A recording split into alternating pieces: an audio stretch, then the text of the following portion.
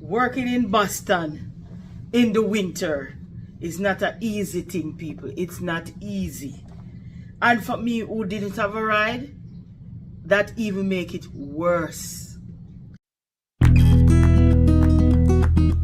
The downside of this is he used to work 3 to 11 and he would come home so tired, and still he would take me to work. After about a week of doing this, I said, you know what, I don't want to do that to him. It's not easy going to work 3 o'clock, clock out 11 o'clock. Sometimes he doesn't reach home till 12 o'clock, 11:30, 12. And I know it wasn't easy for him. He was doing that for me because I was his cousin. He told me I could come and, and he got the work for me. So I know he was doing it out of courtesy and because he invited me to Boston. So I tried to figure a way.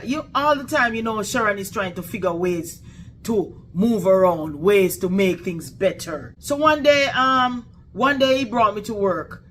The road that he drove, he said this is the closest route to the job. You know what I'm thinking now? I watched to see the road that he's taking. Go to work, finish, clock out. I didn't take the bus that day. I remember the road that he took, and I walked home that day. People. You want to see Sharon on the road? I walked home from the hospital to his apartment. And it took me like around 25 minutes, 30 minutes. But I did it. And I started to think, can this be a thing where I walk home from work? I said, it's something to think about. One morning we were going to work, and let me tell you, we had a snowstorm. And when we stepped out, the snow reached my knee. Not exaggerating. When I stepped out, I said, oh my God, what am I going to do? But I managed. We went into the car. We take our time. I reached work. I had to change my clothes, but at the hospital, we worked in scrubs. That was our uniform, scrubs. So I could get a different scrubs from the hospital. Because they give you 7 scrubs for the week. But if you need more, you could go and get more scrubs. So I got a change of scrub, and I worked that day. In the evening, because it was snowing, I could not walk home. I had to take the bus. But people, if I tell you what happened to me, went to the bus stop, waiting for the bus not coming. Can you believe it? I waited. No bus. Around 2 persons were there with me, and then I realized taxi came for them. I said, what the hell is happening? What is happening? But I'm new to the place. I don't know nothing about those things. I waited like for maybe an hour, close to 2 hours. I said, no, I can't. People, I was so cold.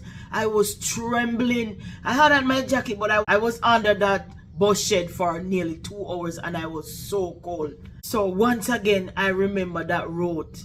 Not the one that I walk home. I remember the bus road.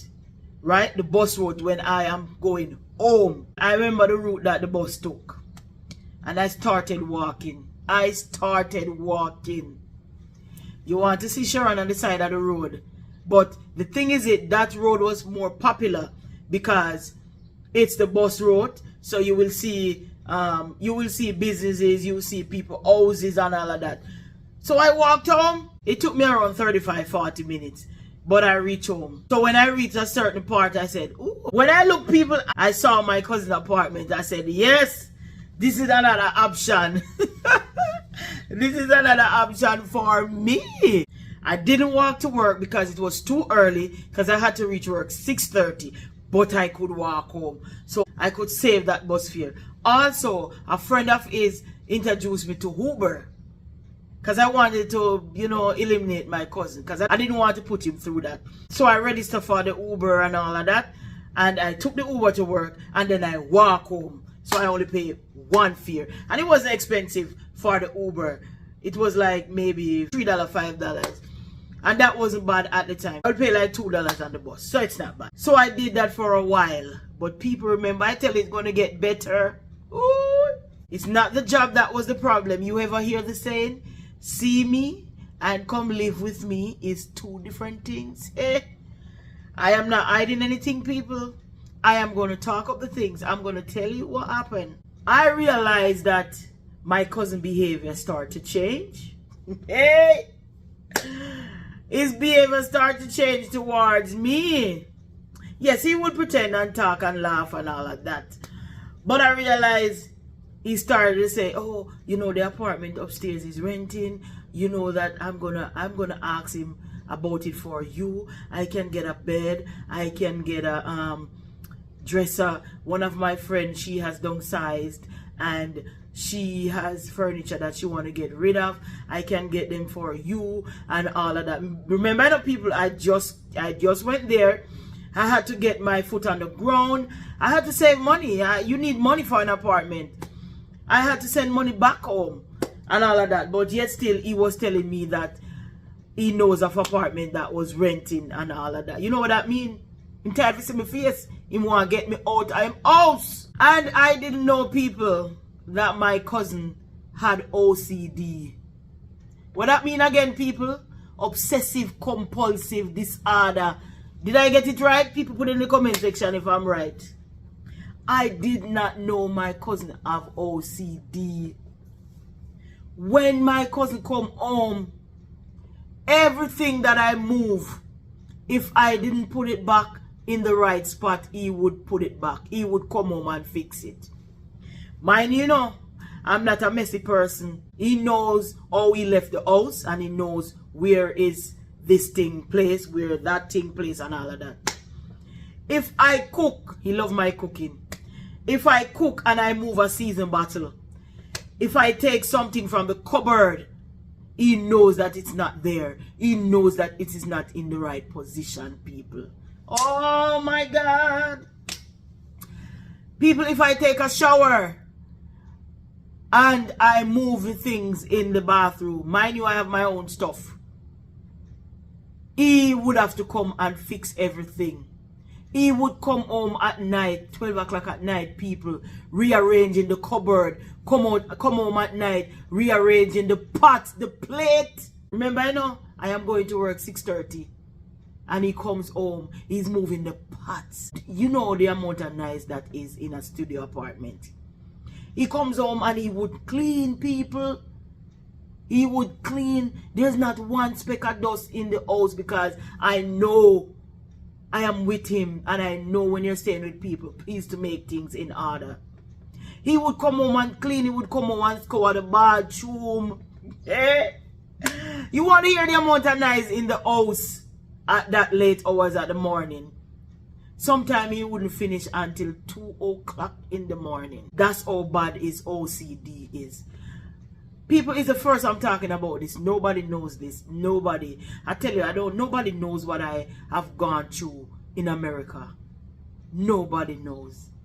Not even my brother knows. My mother, my family knows. Nobody knows. They're going to know now because they're seeing this video.